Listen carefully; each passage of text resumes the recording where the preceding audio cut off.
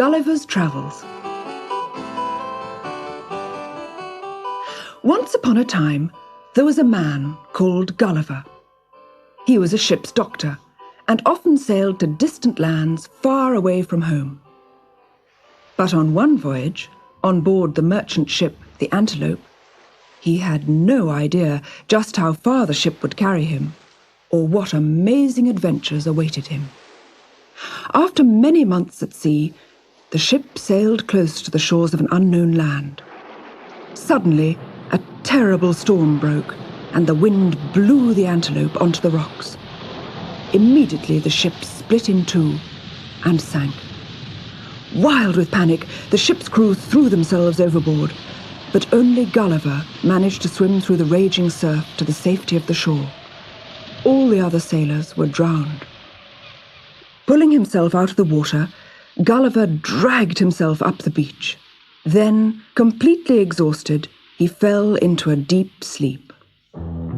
How long he slept he didn't know, for when he woke, the sun was shining fiercely into his eyes. With a groan, he tried to stretch himself, but to his horror, he found he couldn't move. His arms and legs and thick hair were tied firmly to the ground. Then he felt something crawling up his leg.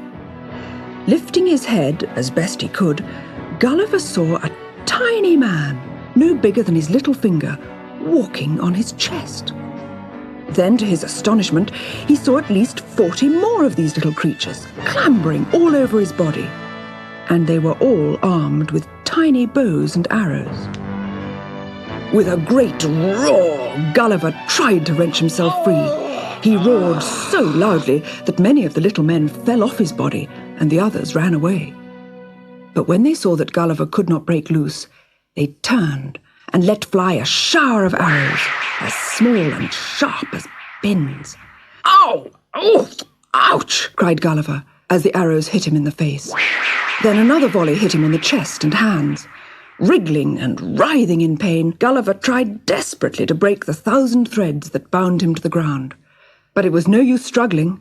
The bonds were far too strong. Eventually, Gulliver gave up.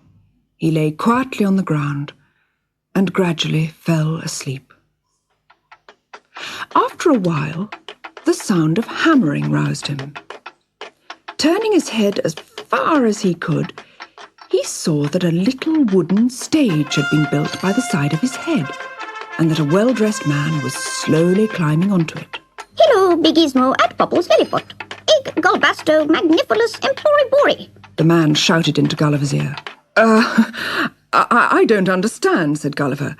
"Did you, say your country is called Lilliput?" Gulliver tried to make the little man understand that he was hungry and thirsty. But when they brought him a drink, it was drugged. While he slept, 500 carpenters and engineers built a low wooden cart to carry him away to see the Emperor of Lilliput. 900 men with poles were needed to lift him onto the cart, and more than 1,000 horses to pull it to the city. The procession stopped just outside the city, next to the ruins of an ancient temple. Here Gulliver was taken, and heavy chains were attached to his legs, fastened with hundreds of padlocks. Waking from his sleep, Gulliver found that the ropes around his body had all been cut. Slowly he got to his feet and looked around. To his amazement, he saw a whole city in miniature, with houses, streets and parks lying at his feet. And all around were thousands of little people staring up at him, open-mouthed. Apart from the crowd stood a magnificent little horse. Mounted grandly on its back sat the Emperor. Taller and more handsome than any of the other people Gulliver had seen so far, the Emperor of Lilliput wore a helmet of gold, encrusted with jewels and decorated with a feathery plume.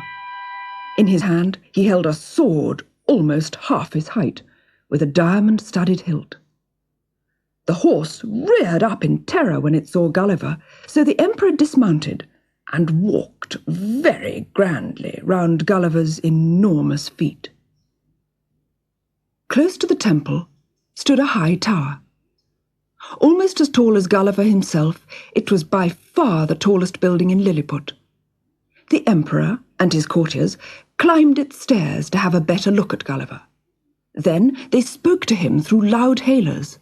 But though Gulliver spoke to them in English, German, French, Spanish, and Italian, they seemed not to understand a word he said, and he could not understand them. The emperor came down from the tower and clapped his hands. Immediately, 20 carts piled high with meat and bread were brought to the giant. Looking down on the assembled crowd, Gulliver could pick out the ladies-in-waiting by their rich robes. As they curtsied to him, their satin cloaks and silver trains shimmered. They all looked so pretty that Gulliver wanted to pick one up and take a closer look at their doll-sized costumes, but he was far too polite. The ladies of the court, in their beautiful gowns, looked shocked and covered their eyes when they saw Gulliver picking up each cart in turn and gulping down the food. And when he swallowed whole barrels of wine, some of them actually fainted. At last, the royal visit ended, and Gulliver was left alone in the temple. Alone, except for the hundreds of tiny soldiers guarding him. But not everyone in Lilliput was happy with having a giant chained up so close to the city. That evening, a party of 6 men crept past the guards and attacked Gulliver with their arrows, spears, and knives. Quickly, the emperor's bodyguards rounded them up and tied their hands behind their backs. With the handle of his sharp pike, the captain of the guard drove the attackers closer and closer to Gulliver's outstretched hands. "They tried to kill you, giant," he seemed to be saying. "You deal with them."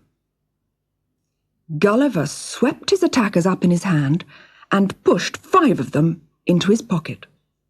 The 6th he lifted up and held before his open mouth as if about to swallow him. How the little man shrieked and yelled!